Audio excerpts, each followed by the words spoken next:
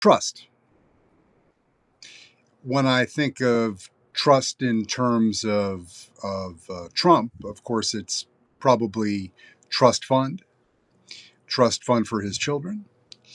I was, as I think all of us were and are, the brazenness of the behavior is it is in the traditional sense adding insult to injury, that they are so comfortable, going all the way back to yesterday's word of the day, impunity, that they can operate under the protection like a mob boss. But you know, mob bosses, at least in the world that I grew up in, there was sort of, I mean, there's danger. They committed crimes and they harm people. So I'm not trying to glorify um, organized crime more generally, or maybe I am. That Trump lacks the dignity and the flair. I'm not, we're not going to sopranoize everything to do with that subject area, but it's a reference point for people. And Trump just he just doesn't have the jazz. He doesn't have the riz, as the kids might say now. He's what he is. But for them to, particularly in the case yesterday in the oil markets, where there were huge multi-million dollar bets 15 minutes before he made the announcement regarding the the plan to switch his tack on the Iranians, and we all saw the market, the price of crude dropped 27-30%, a massive amount. And then, of course, following that, the equity markets skyrocketed relatively. And if you're not aware, if you don't dabble in that space, you can make a lot of money with, I'll just refer to it as insider information. Now, from a from a prosecutorial point of view, how do you prove that Trump or somebody in his orbit shared information to Trump's children or somebody in their orbit and benefited from that information that was or was not classified, and then prosecute individuals for those sorts of transgressions? How do you do that? As you might guess, the answer is it's really freaking complicated. Not when the leading law enforcement officer in the United States, Pamela Joe Bondi, is Donald Trump's lapdog. You need somebody to actually open an investigation. And you can, if you want to show, for instance, if somebody in the Justice Department was concerned about senatorial or broader congressional oversight, you could make a ruse of an investigation and say, much like what Pamela Joe Bondi did with the game she's trying to play with the state bar associations, is, we want first bite at the apple. If you want, okay, if they did something bad, that's fine. We're all about law and order here at the Justice Department, but we demand to have the first bite at the apple. If you're going to investigate any Trump associate, past or present, and their bar license being at risk, that we demand to have the first bite of the apple, meaning we get to do our investigation first, and then you can do whatever later. Now, as you know, these investigations can take a very long time, and if you are purposefully delaying investigations, obfuscating, lying, contrary to the day's theme of truth, that can, you might have heard of the Epstein files, that can be, those investigations can be attenuated. It can be a long process. So there was, I was trying at the last minute to come up with this Hobbes quote about truth, and I'll put it in the feed later because I'm going to blank out on it. But the basic idea is the greatest tribute you can give to another man or woman, right, is to trust them and rely on them. You know, so the again, I'll put the actual quote so I don't completely bastardize it here. But to, the highest honor that you could pay to me, as Thomas Hobbes reportedly said, is to trust me and rely on me, because you're telling me you value me, right?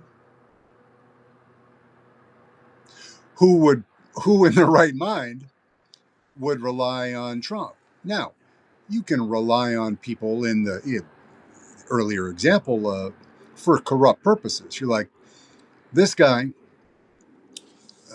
as I've said repeatedly in the last couple of days, these fucking guys, which is just the kind of the epitaph that can be applied to this whole crew of miscreants.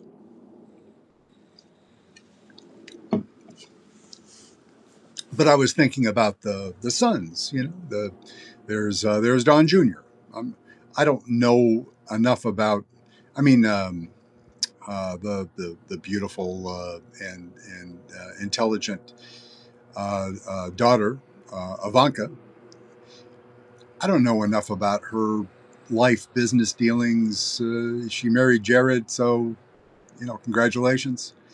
I don't know too much about her otherwise, because I felt maybe it's some sort of contra misogynistic programming in my brain that the guys are bad enough. So why am I going to disparage? And there's Tiffany, and Barron's a young guy, reportedly very slick. Is he carrying extra psychological baggage about the fact that Donald Trump isn't his biological father? All sorts of things that could be going on with Barron. But we'll just start at the top of the genealogical food chain and start with Don Jr., who is, as we talked about, on the board of directors of many companies, advisor on the board of counsel. He's not an attorney, but he's in an advisory role, because any company advisory role means give me a check or tickle my account, tickle my crypto account, and then you get access to the White House. That's what this whole administration is about. One hand washes the other, both hands wash the face, and it's on repeat. The amount of money. What could you do? I am not a sophisticated market technician. Your sophistication level need be less developed these days than it used to be, because there are tools that are very helpful that will allow you to structure trades in a way that covered calls and such things. It's quite the you're playing it on the elevator on the way down and the elevator on the way back up. And simultaneously, I'm referring back to yesterday, you're playing oil down and market up. If you're just doing the SPY and in playing that, based on that, the correlation, the correlated trade, and then you can leverage that using prediction markets as well. So you can have a really, really good day. You can have a day that's so good that you've taken care of 10 people for generations when you have the kind of ammunition that these young folks have. So it's it is on a very basic level. Just take 20 guys and gals you meet walking around the mall in suburban Boston, Massachusetts. Take 10 more from Minneapolis, Minnesota. Take 10 more from DFW. Take 10 more from Miami. And put them all in a room. You know, you'll find people of varying means and expertise and levels of education, political persuasions, ethnicities, religion. You get a. I'm trying to create a broad cross section. Nobody would say that what Trump is doing is fair. Now, you might recoil, the idea of fairness might seem to you, for some reason, to be an antiquated concept. And that's about how you were brought up, religious teachings, religious indoctrination. We'll leave that for some of the folks down in Big D. It's your life experience. So what is fairness, and does that still have any weight anymore? The truth goes to fairness. And has the Trump experience, has it shattered your impression of what those words mean? What is the meaning to the virtues? In the sense of the philosophers. What meaning does that have in 2026? And now there are some people that will say, conveniently, well, in the age of Trump, I can't do that anymore, or they won't say it. Maybe they'll be embarrassed because they have children or grandchildren, and they don't want to say that they've surrendered their core principles for base reasons. Okay, that's fine. I mean, not fine, but that's you do you. But you can't. What you can't do, and there are layers to Trump's ability to destroy norms. That truth being one of them. When we talk about rule of law, that connects directly to truth. His ability to do that comes from a number of places. He was brought up at a time and with the parentage that created, we won't say permission structure because it seems to be an overused word or phrase, but you get the idea that there was, in the New York environment, fast moving, slick dealing Fred Trump. I'll exclude black and brown people from all of the units that I build across the city until the government gets involved and there's a consent decree that says you're not going to do that shit anymore, and you pay a little fine and you move on. And that, to a guy like Trump, the senior, Fred, that was just the cost of doing business. Now, of course, we know that Trump Sr. also had that Klan affiliation. So it's not surprising that he would exclude black and brown people, particularly when you look back at the way things were at the time when he was really moving and shaking, when he was the post-World War II era. When not excusing anything, but just, describing it context, the way that before the civil rights successes in the country, Dr. King in the 60s, and the laws that gave it a little bit of backbone, it was a different world. It was still coming out of the war. There was still and there's, I would say still today, the remnants of the kind of Jim Crow South. So it is hard, I would argue, that it was hard for Trump, if I want to give him any grace at all, which is very difficult for me, to give him any grace on, it's like, oh, he can't be any more than he is. He is a victim of circumstance. Are any of us truly a victim of circumstance? It depends on what you believe. What are the foundational principles that make you who you are? Right? Truth, justice, and the American way. I think that might be Superman. But that also came out of a specific time. If you look at Superman and the time that was, those cartoons, those comic books were coming out, that was a country at a very different time. Superman didn't have a lot of black friends,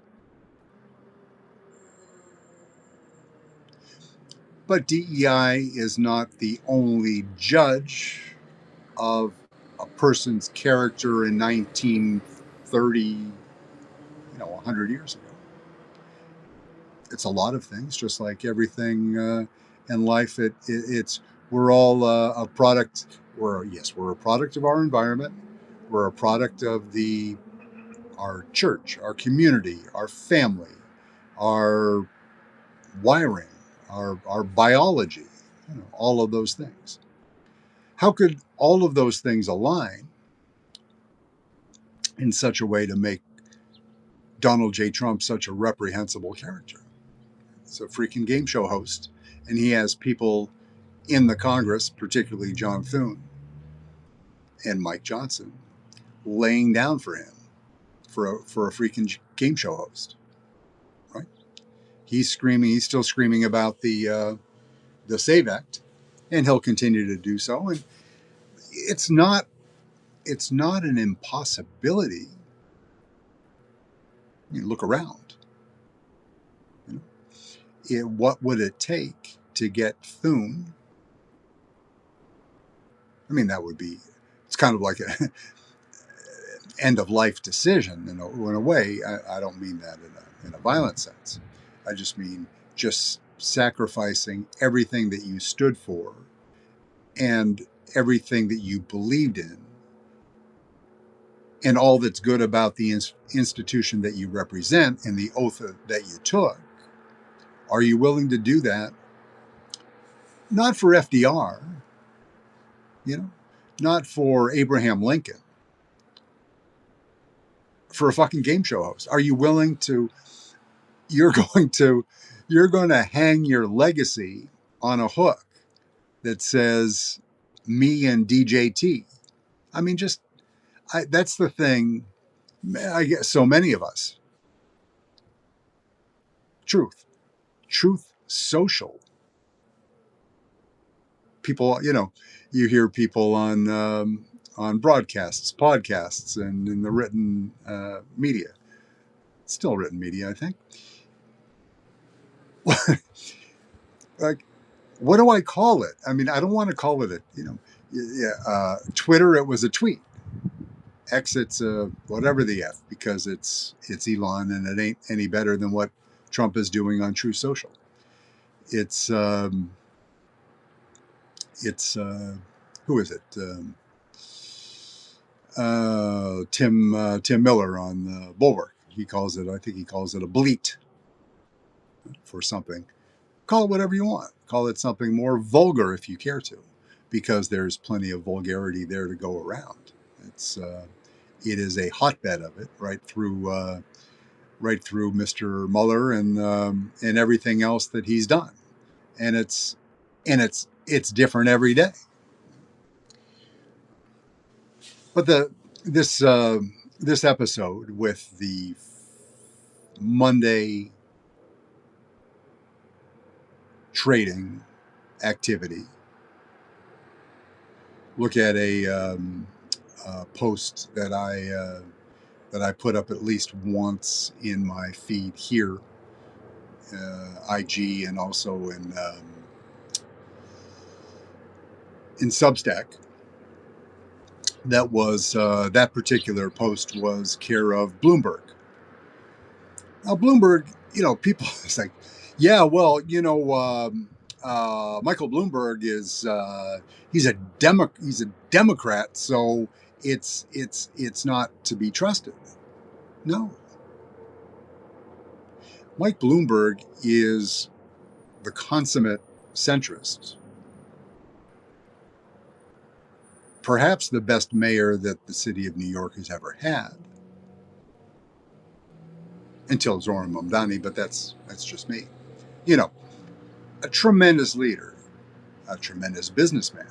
He's without corruption and taking money from UAW and KSA directly as a bribe for access to the office of the President of the United States. Michael Bloomberg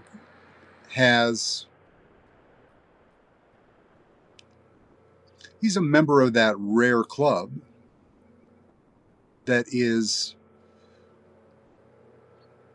$100 billion and north. Yeah, that's Zuckerberg, that's Bezos, that's obviously your boy Elon. That's your oh my god, these fucking people. That is that's your TikTok overlord, the elder Larry Ellison. He's in that. There's some neat little, like sesquicentennial. There's a term for that club of people that is 100 billion and further north. Elon threatens to be the first $1 trillion man. Couldn't happen to a nicer guy. Vladimir Putin, sitting outside of the regulated markets. Did Vladimir Putin have as good a day as the Trump family did on Monday? You know he did. And he does it all the time because he has a team of people who operate at gunpoint that do the shit 24/7. Because that's how Vladimir Putin keeps score. It's also the way that Trump keeps score. But of course, Trump is operating under the auspices and the duress of his relationship with Vladimir Putin, as was established in 2014-15 into the 16 victory, as we've talked about ad nauseum, but I'm going to keep talking about it because it's interesting that he can continue in power. Not Putin. That's Vladimir Putin's exit is going to require, I'm afraid, a rather violent end. It's going to be a Ukrainian drone knocking politely at the door of his dacha, which has been reportedly they're working on reinforcing his vacation home outside of Moscow, right?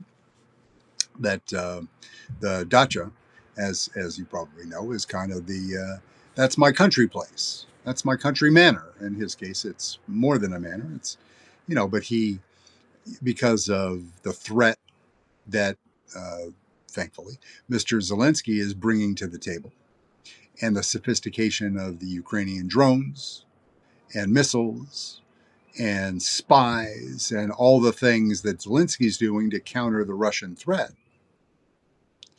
that reportedly Putin is a little bit concerned about going out to his country place because it's not as fully reinforced as his city address.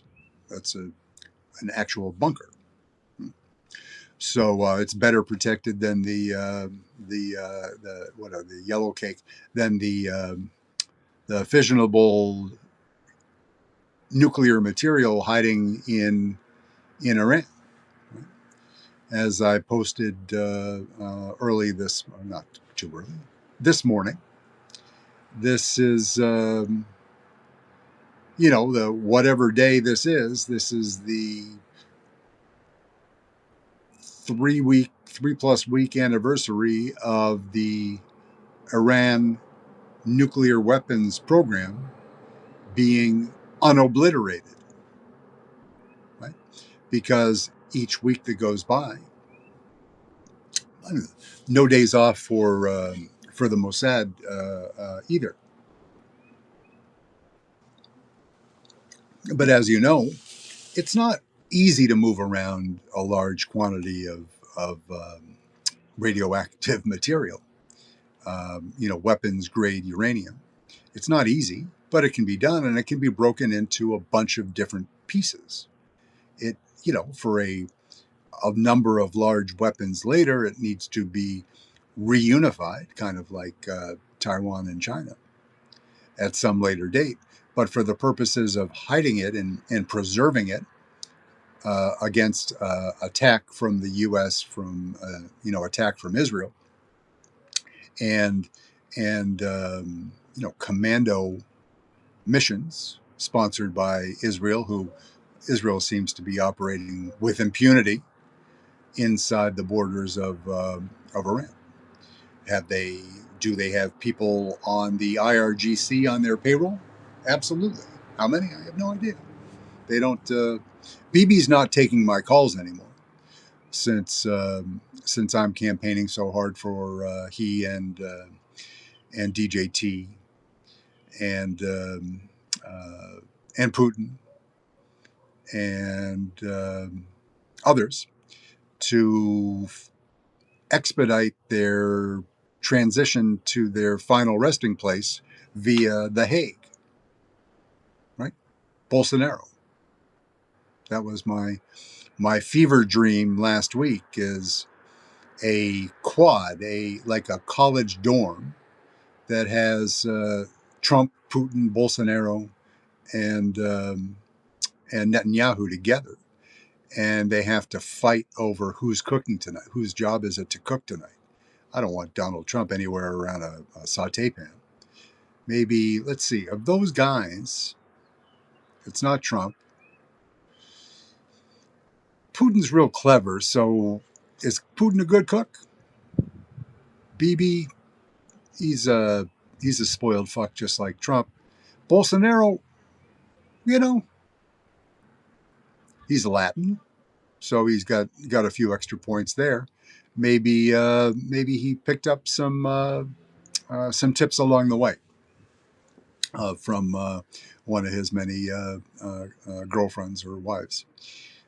Don't know, but that's still my fever dream of getting those people, as I talked about before in the ICC.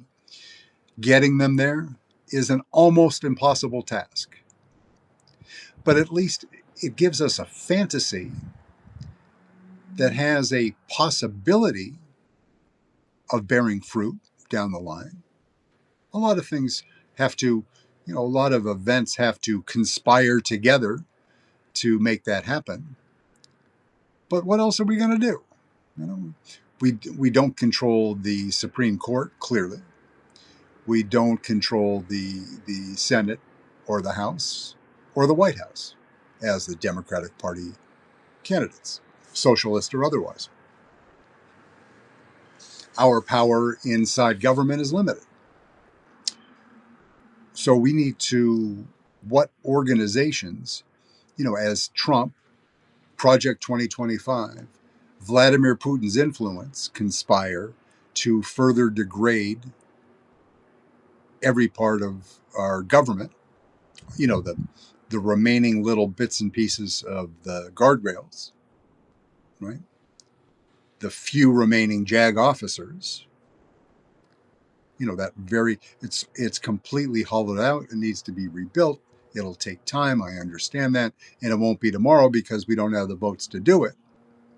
So what do? We can put a little bit of effort, as I suggested, I think yesterday, into supporting, talk to our friends.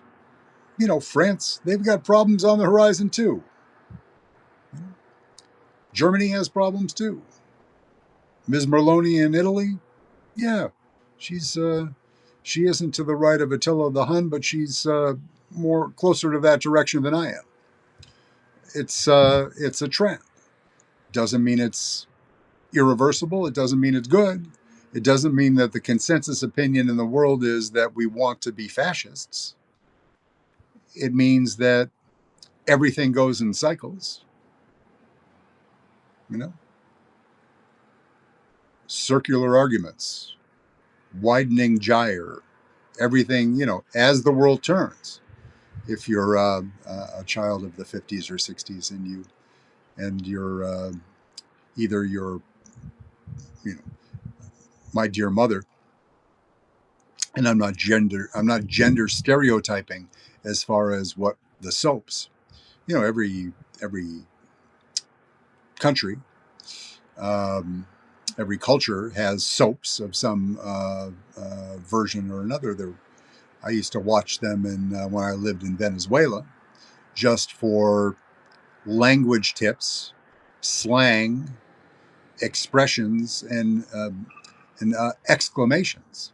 You know, as the world turns, I can remember General Hospital at a time in we'll call it 1981, walking into the student union of my high school, and you could explode a nuclear device if you walked into the student union at, say you were leaving class on your way to football practice, lacrosse practice, or otherwise, and you stopped in for a healthy Coca-Cola on your way to practice, sports drinks in the 70s and 80s, or Coca-Cola, and you exploded a nuclear ordinance in the middle of the student union, nobody would even turn around at 3:10 p.m.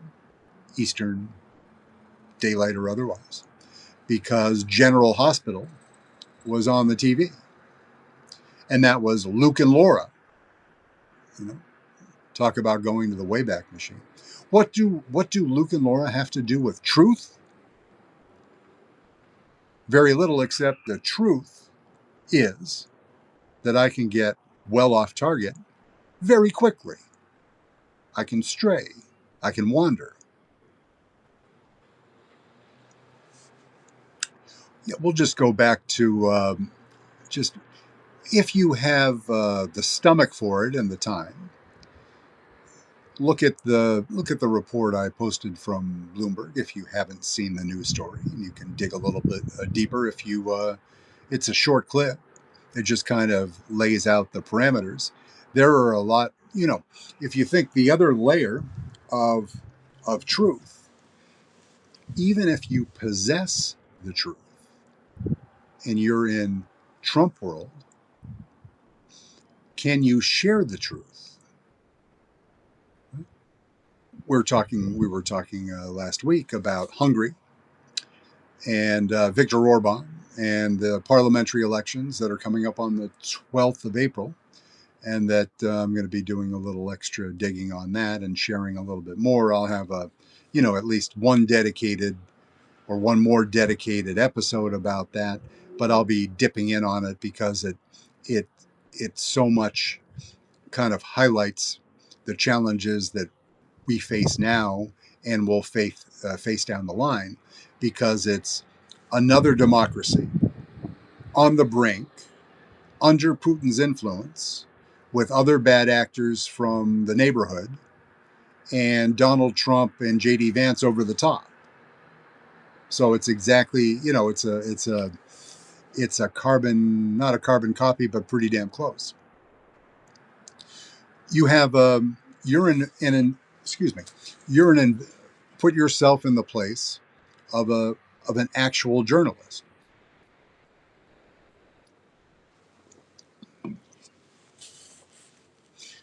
I'm an actual journalist as of right now. I just appointed myself one.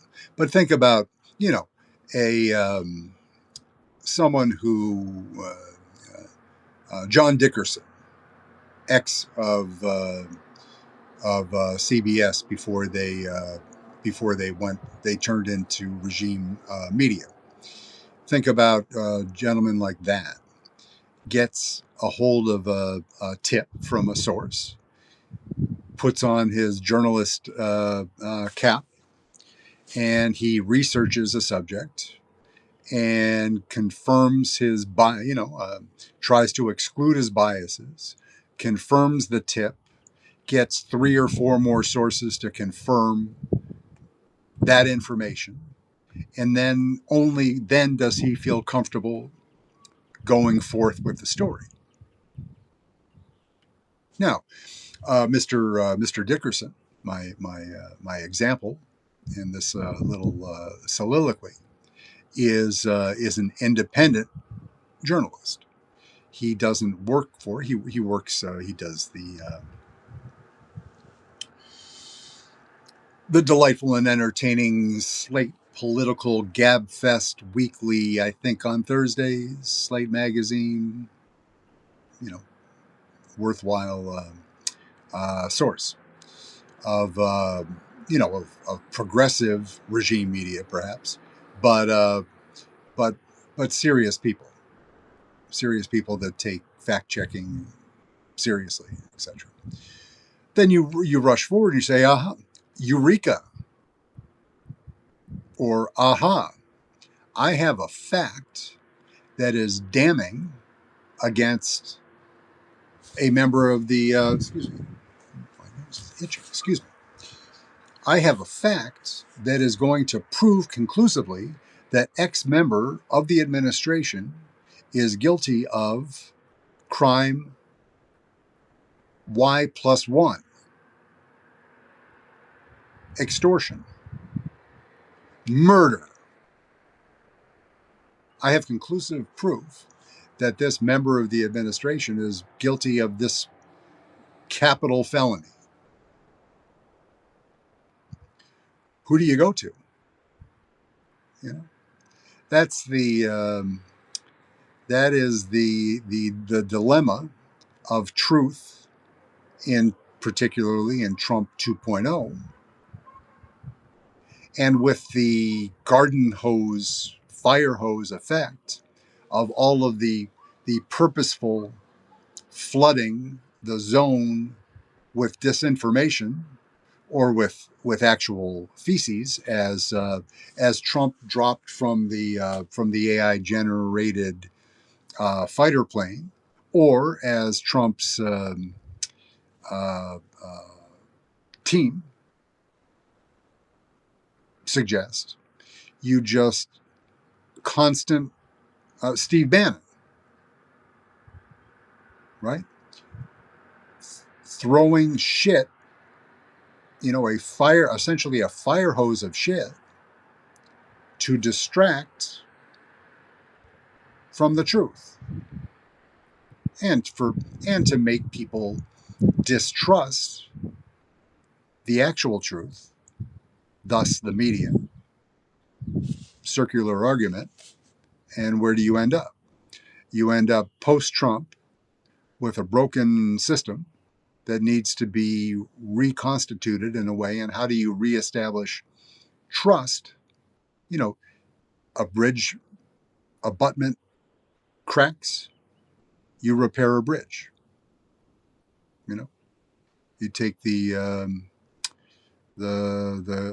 Governor Shapiro Express bridge repair program and you get shit done. But that's a physical structure.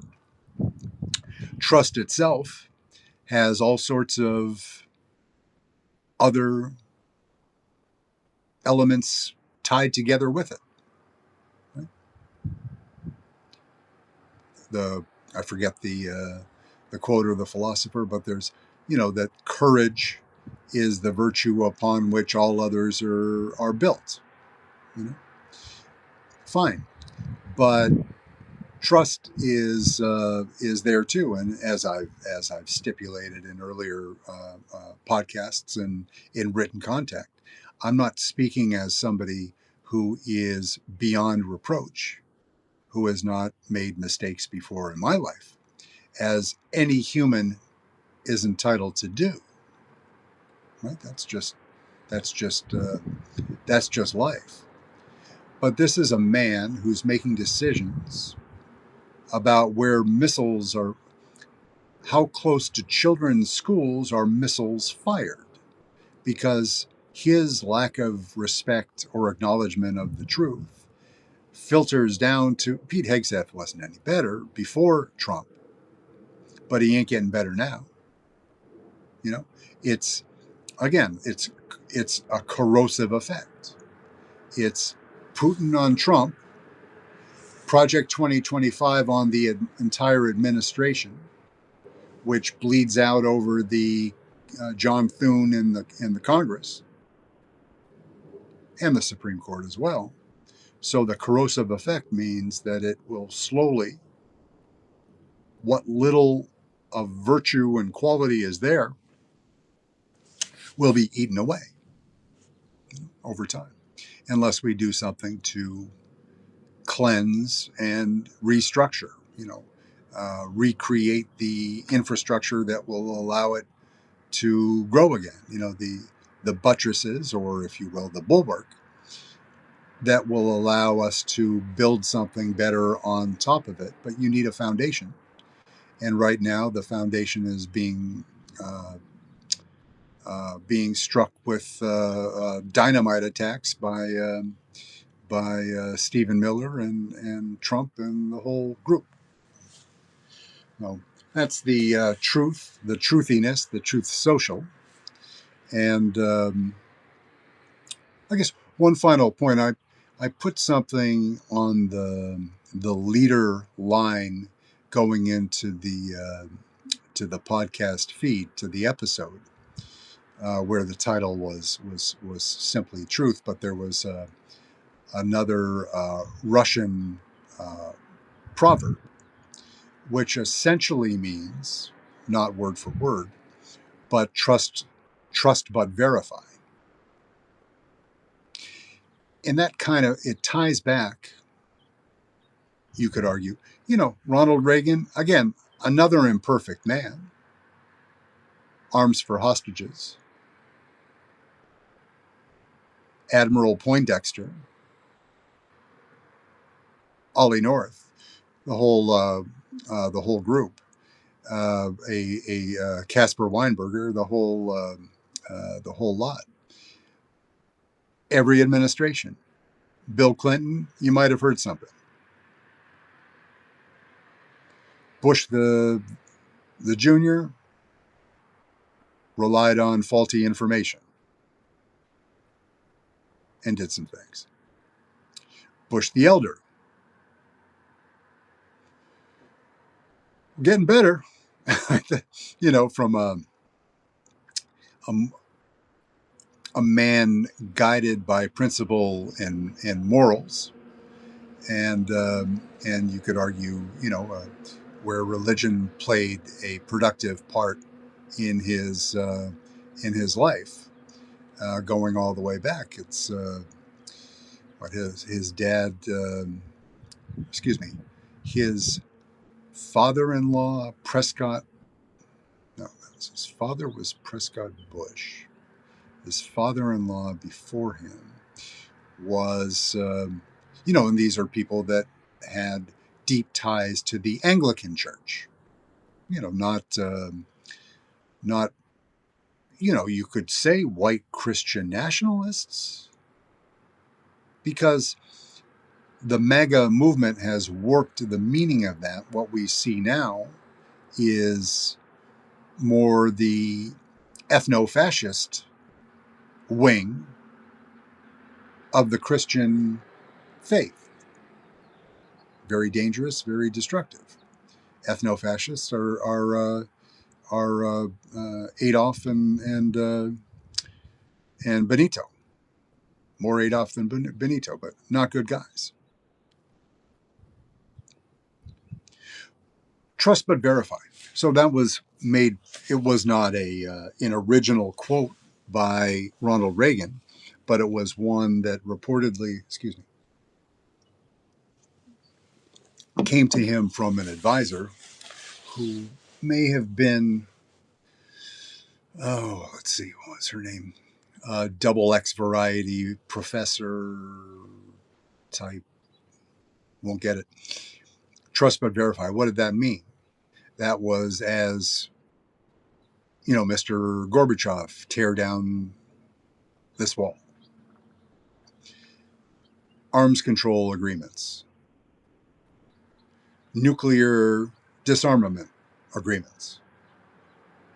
Trust but verify meant, I want to go down this road with you for the better of all, for the entire earth, for humankind. And I'm going to offer you my hand in fellowship and trust, but because we're just at the beginning of the road here. Okay. Any relationship, I want verification. And then as trust grows, the need for verification probably fades somewhat. The JCPOA, right, which is the colloquially the Iran nuclear agreement. JCPOA, which is the joint comprehensive P of understanding, JCPOA. That was the agreement that President Obama worked on. If you hadn't heard of it, of course you've heard of it, because Trump and every member of the Republican Party likes to shit on that agreement with every bit of strength their bowels can muster. Was it a perfect agreement? No, no such thing. Never has been. No marriage contract, no any contract, nothing perfect. Was the JCPOA a productive starting point to get to a goal? Yes. Popular in Israel? Not so much. But it depends who you. Not popular with Bibi Netanyahu, who was, throwing rocks at it before it was even written. But he would have to. He would have to. Would it mean? We could do a whole podcast on this, on the agreement, but would it mean that eventually, down the line, Iran would have been in a stronger position to create a nuclear weapon than they were at the beginning of the agreement? It depends. It was not a finished product. It was, in order to get an agreement, you have to make concessions. So do you agree on a slightly less than ideal agreement to get going and then modify it down the line, knowing that you're the United States of America and you have the ultimate power in military matters should it come to that? Is that a reasonable premise upon which to start down the road to peace and trying to eliminating or severely limiting Iran's ability to develop offensive nuclear weapons? I would argue it's a very reasonable place to start.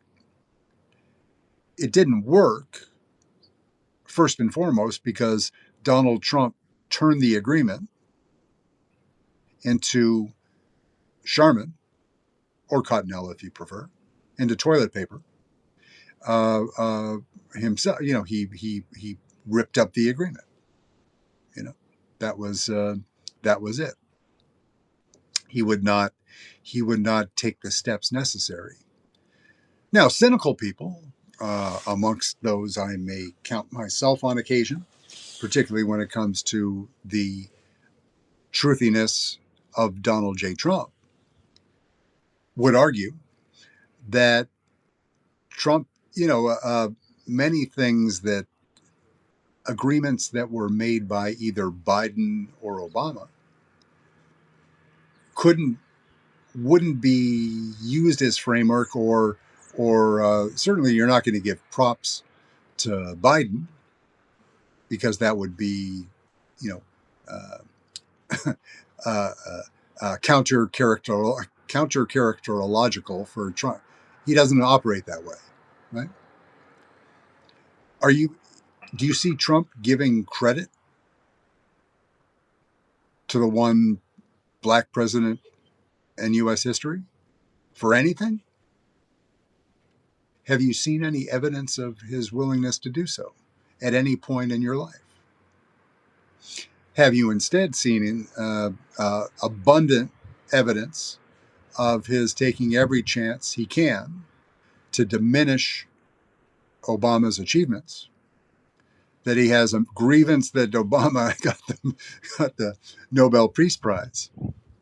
You can argue, you know, you can argue about awarding Obama the prize at the time that they did, and were there other ulterior motives? That's a fair argument.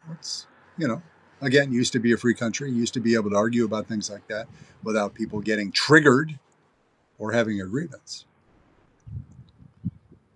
But the JCPOA, if it had been viewed like the Constitution should be viewed, as a living, breathing document that needs to be amended, updated, enforced, wiggled, turned upside down, and shaken violently every once in a while, then maybe you get there without killing school children on day effing one of a conflict. Excuse me. There's no rule that says you should wait a week into a war before you start killing children. But it would be a reasonable guideline to actually take the time to review the intelligence that's available to you. That site had been an exclusive use of IRGC militia or otherwise, a decade ago. You didn't have better intelligence. Then maybe you shouldn't go into the fucking war until you update your intelligence. You got the capacity. Look at the example of. I'm glad that Venezuela was a success, because that means that no American soldiers died, and that the destruction and the death to Venezuelans and Cubans was somewhat limited. You have the capacity to act on good intelligence, as you indicated during that, as Donald Trump would call it, excursion in Venezuela. You can do that. You can do the hard things. If you make an effort and you appoint really good, competent people like Pete Hegseth, like Mark Wayne Mullen, like Kristi Noem, to carry out your orders, and you behave like a reasonable person, and you don't need to speak truth to power, so you're not being put in a box, Donald. You're being treated with all the respect that a American president, because you have your finger on the button. You'll get respect, because people will, the old, is it better to be respected than feared? I would say that whatever respect Donald Trump is carrying around right now and will for the rest of his life is based on fear, because he doesn't have a relationship with the truth, and therefore nobody will respect him. But they respect the weapons. They respect the fact that their family can be wiped off the face of the earth. They respect the fact that children around the world are being starved because of an auto pen decision by Donald Trump to be cruel. They fear all that. They fear it can happen to their country, to their village, to their family, to their loved one that's waiting on a cure for a rare disease. That's all stopped because you appointed RFK Jr. They're hopeful for a day when we're not beholden to Middle East oil interest. He's like, yeah, well, we're net, we're net exporters. Yeah, that's great, but it is a global system, and there's, as we've talked about, there are uses for petroleum that will continue on even as we're doing a better job with green energy. You know, will we eventually be able to phase out? Will we not need petroleum distillates for fertilizers, for plastics? Will AI solve that problem? Maybe. Not in my lifetime, but maybe.